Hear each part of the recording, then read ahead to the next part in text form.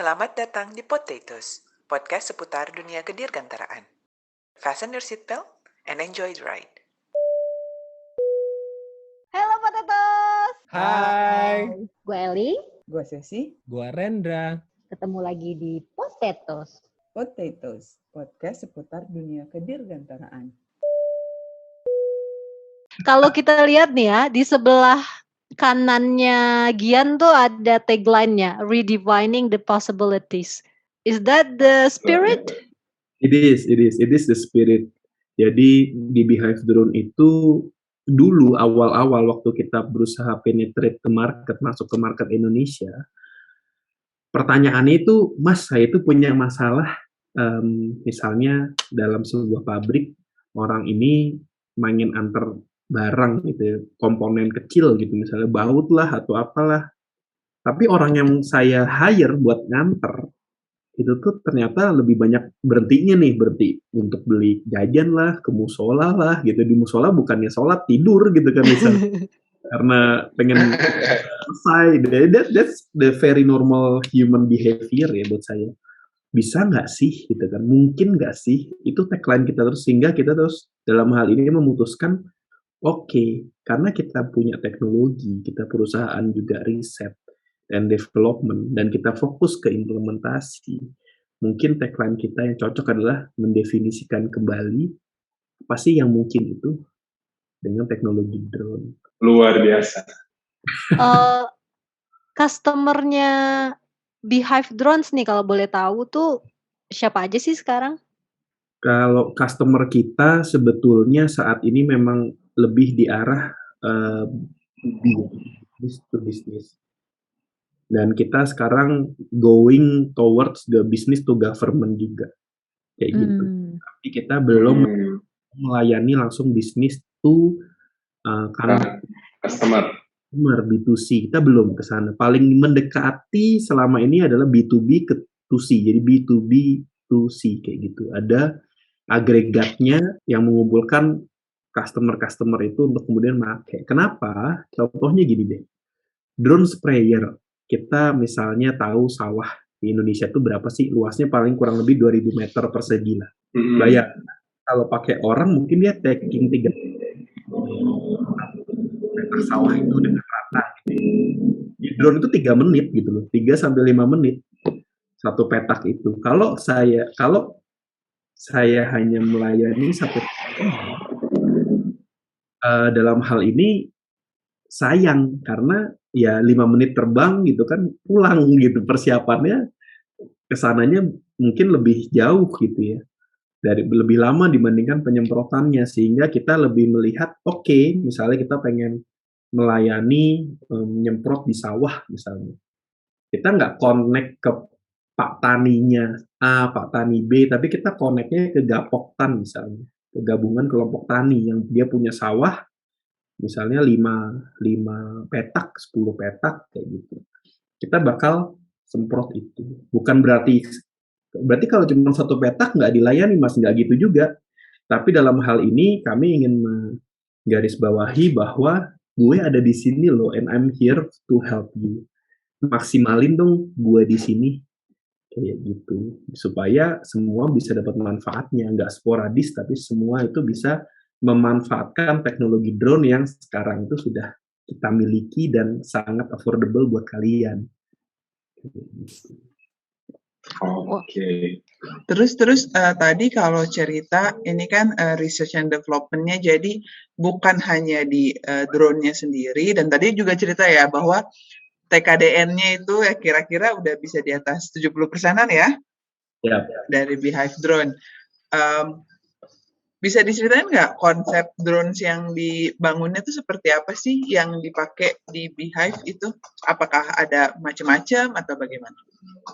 Jadi karena tadi kita memang ada divisi untuk desain dan manufaktur juga di Beehive Drone, jadi bisa kita buat sesuai dengan kebutuhan di pasar. Jadi pada misalnya nih kita membuat sebuah, kalau kita ngomong design thinking untuk riset itu kan kita ada hipotesa awal, asumsi gitu ya. Kita dalam asumsi itu kita udah hitung tuh market risetnya itu berapa sih marketnya, gini, willingness sampai kayak gitu itu ada di bagian sendiri lah, di bagian divisi business development. Oke, kita bisa buatkan drone-nya. Drone-nya seperti apa? Tergantung tadi dari hasil market research-nya. Oke, kita rata-rata butuh drone itu dia jaraknya jauh. Oke, berarti kita buatkan drone yang fixed wing, yang long endurance, misalnya ketinggiannya buat yang high altitude, medium altitude, atau yang low altitude gitu ya. Kita bisa buatkan based on kebutuhan di marketnya seperti apa. Kayak gitu. Dan pembuatan bentuk drone itu sendiri saya rasa itu 50% doang dari sistemnya, tapi sisanya elektronisnya gimana, protokol komunikasinya gimana, propulsion system gimana, itu standar lah, itu rule of game lah, harus dipikirkan semuanya. Sampai yang unik di drone itu adalah ketiadaan orang tadi. Sistem yang mau dipakai seperti apa nih? Mau kita punya bank kita bank data ya, kita punya kayak kita ngomongnya komponen, modul-modul yang kita bisa tanamkan ke drone itu. Kita butuhnya drone itu tuh se-independen apa sih? Apakah dia bisa mikir jalannya mau muter-muter dulu lewat ke jalan A, trajektori A, trajektori B, trajektori C, atau dia hanya jalan lurus. Itu ada modulnya di drone untuk menanam itu. Jadi how smart it is yang dibutuhkan sama marketer. Dari mulai desain sampai manufacturing, kemudian ngomongin maturity teknologinya. Tapi yang saya penasaran, apakah semua itu dilakukan oleh Beehive sendiri? Maksud saya, Beehive mungkin punya desainer, apakah dari desainer itu kemudian dimanufaktur sendiri? Jadi Beehive itu di Jogja punya fasilitas manufaktur, atau seperti apa? Kami punya fasilitas manufaktur sendiri, tapi saya harus highlight Beehive Drone tidak sendiri. Kami tidak kerjasama dengan perusahaan drone lain saat ini, tapi kami kerjasama dengan Badan Riset Indonesia dan universitas-universitas di Indonesia. Kita mengencourage universitas di Indonesia untuk join riset bareng kita, complementary, mahasiswanya bisa magang di tempat kita, dosennya bisa saling sharing sama expert-expert kita. Jadi saya nggak pernah bilang Beehive Drone itu lone wolf atau pemain tunggal, tapi kita bisa bilang, saya bisa bilang bahwa Beehive Drone itu adalah pengampu teknologi Indonesia. Ini sepertinya konsep ekosistem yang di UK dibawa ke Indonesia ya. Biasanya kan di UK kayak gitu kan ya. Kayak Airbus kerjasama sama Cranfield University atau Manchester. Kemudian Beehive Drones juga menerapkan hal yang sama. Sepertinya gitu. Dan saya rasa Pak Mas Menteri juga punya pikiran sama dengan saya. Mas Menteri, tolong Mas Menteri nih. Di Mas. Bismillah, komisaris. Tapi itu bagus banget sih. Jadi kita bisa selain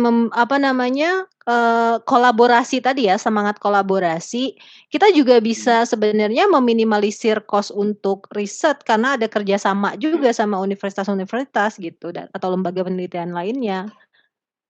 Betul, you got it Mbak Eli. Jadi tanpa Beehive Drone exist pun kerjaan universitas itu adalah riset. Yang saya lakukan adalah simply refocus riset mereka ke arah industri yang bisa diimplementasikan. Jangan sampai saya jalan-jalan ke alun-alun utara di Jogja beli gorengan, ternyata kertas gorengan itu adalah skripsi mahasiswa. Gitu. Sering terjadi. Benar-benar. Saya nggak mau ya riset skripsi saya gitu jadi cuma bungkus gitu kan, kayak susah banget gitu. Jangan sampai itu useless lagi lah. Yang uang bisa dicari, fame atau title bisa dicari, tapi waktu itu nggak bisa dicari dan nggak bisa diulangin lagi. Dan di Beehive Drone kita selalu ngomong efisiensi, improvement efisiensi. Jadi salah satunya ya kita selalu berpikir gimana mengefisiensikan riset, ekosistem riset di Beehive Drone kayak gitu. Kalau ngomongin risetnya, Mas Gian sejauh atau apa ya, teknologi yang paling mutakhir versi Beehive Drone yang dimiliki saat ini apa sih dari drone-drone-nya?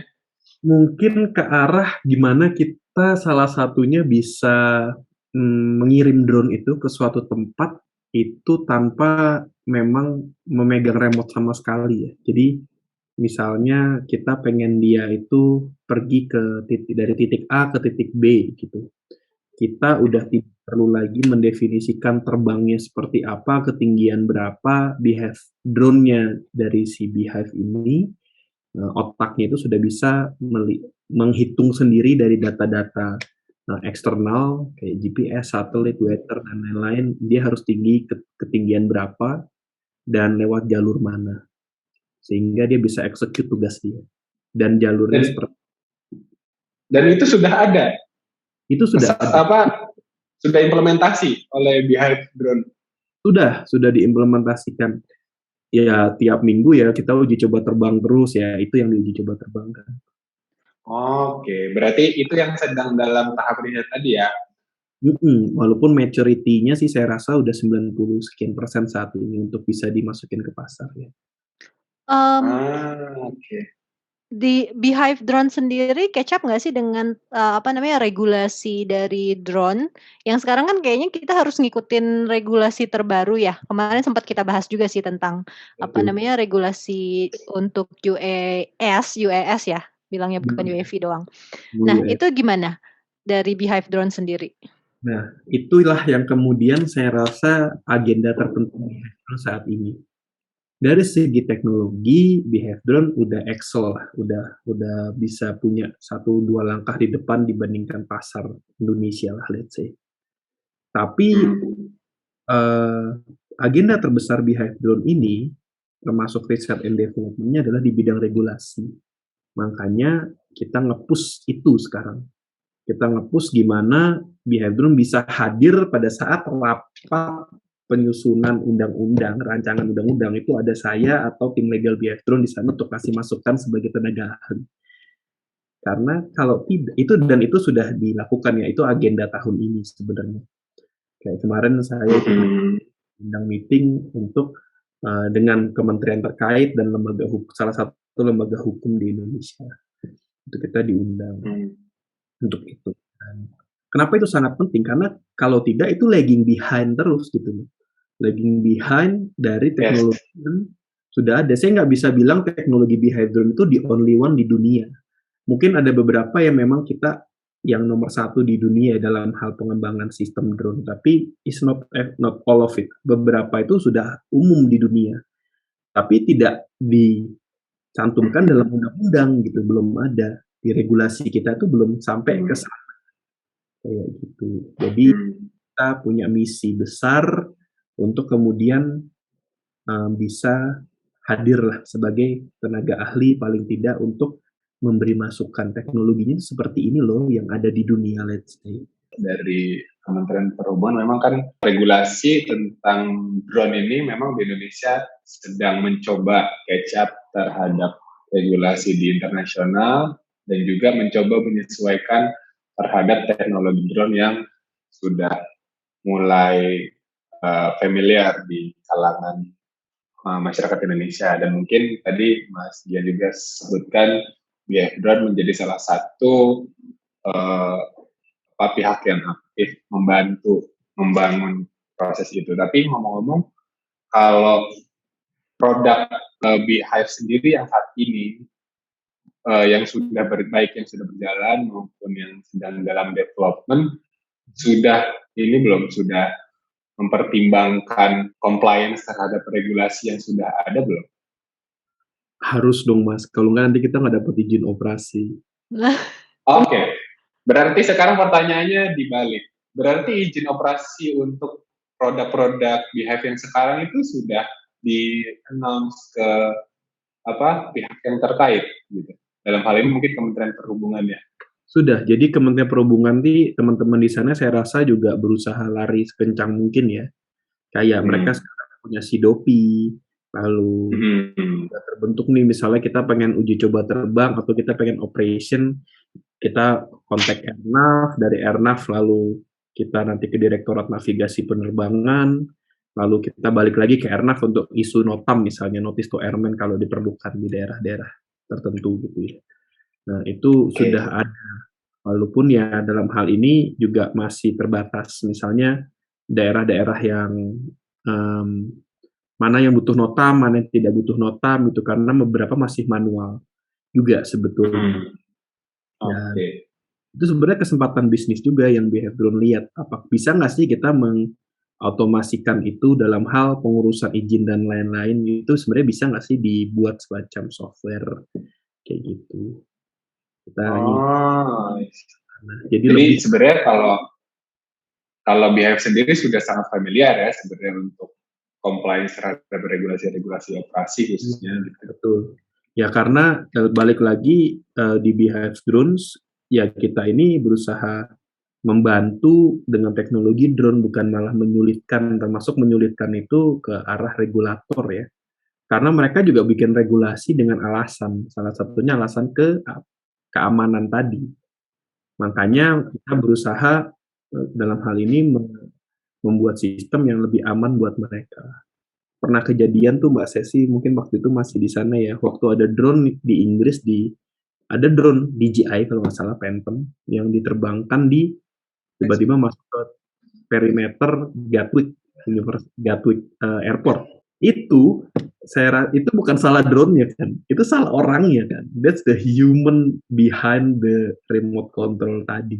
Itu yang saya pengen ke depannya biar drone tuh bisa membuat sebuah sistem yang dipakai nationwide Indonesia government untuk udahlah pakai control system Behave aja for every drone di sini, bahwa drone itu nggak mungkin bisa masuk ke perimeter airport kayak gitu. Kita bisa buatkan sistem pada saat dia nyentuh koordinat geofencingnya sebuah off-witness, ya drone-nya mati, either dia balik atau mati.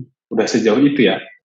Ya itulah Mas, kalau emang kita punya fokus di research and development ya akhirnya sejauh itu. Dan gara-gara ini industri PT ya nggak bisa agak pelan, harus kenceng, kalau nggak kita nggak gajian kan gitu. Jadi ini dia yang mau saya tanyakan. Dengan segala macam ide yang luar biasa tadi, terus yang harus juga cari uang ya kan untuk menggaji karyawan-karyawan yang so pasti keren-keren juga ini. Pertanyaan saya Mas, susah nggak sih menjalankan bisnis semacam ini di Indonesia yang teknologinya masih catch up, terus regulasinya juga masih ngejer kencang gitu? Semua pengusaha saya rasa apapun itu pasti akan merasa ya susah Mas, kan kayak gitu. Ibaratnya akhir bulan semua tersenyum gembira, saya tersenyumnya lebih kecil gitu ya, karena kita terbatas gitu. Memang di dunia drone saya rasa by the end of the day ini blue ocean ya kalau kita ngomong bisnis ya. Ini masih sangat banyak marketnya di sini. So in one point ya memang kesempatannya besar, dan tinggal kuat-kuatan strategi dan teknologi aja nih. Gimana caranya kita bisa men-tap market tadi yang memang masih belum ke-tap, masih blue kayak gitu. So kita sih optimis ya dari segi market Indonesia ada banyak buat for everybody for now gitu. Jadi belum bolan lah kayak gitu. Jadi for us ya it is hard, it is of course challenging for me, karena sebagai CEO, sebagai direktur utama ya, it's my job untuk keep the company alive ya. Tapi not okay kok, karena by the end of the day, ya isinya Behave Drone itu orang-orang yang memang pengen mengabdi. Ini terkait nggak sih sebenarnya alasan kenapa sih Behave Drone ada di Jogja? Apakah ini terkait dengan bisnisnya? Soalnya kalau kita lihat kayak market bisnis kadang lebih dekat di kota, di ibu kota gitu, misalnya Jakarta atau mungkin ya deket-deket perimeter ibu kota lah. Sekarang tuh kan Behave malah pusatnya ada di Jogja. Alasannya apa sih? Karena kita harus bisa membedakan mana pondokan, di mana itu umat. Dalam hal ini di mana itu tempat untuk membuat teknologi, di mana tempat untuk menjual, di mana tempat untuk implementasi. Jangan kita satukan. Oke, memang kita banyak nih di di Jakarta, let's say di ibu kota, walaupun kebun mereka sebenarnya di Sumatera, di Kalimantan gitu kan. Tapi jangan salah, behind teknologi, kita membuat teknologi. Kalau saya contohnya saya punya teknologi drone untuk terbang di Jakarta, or let's say di Bandung lah.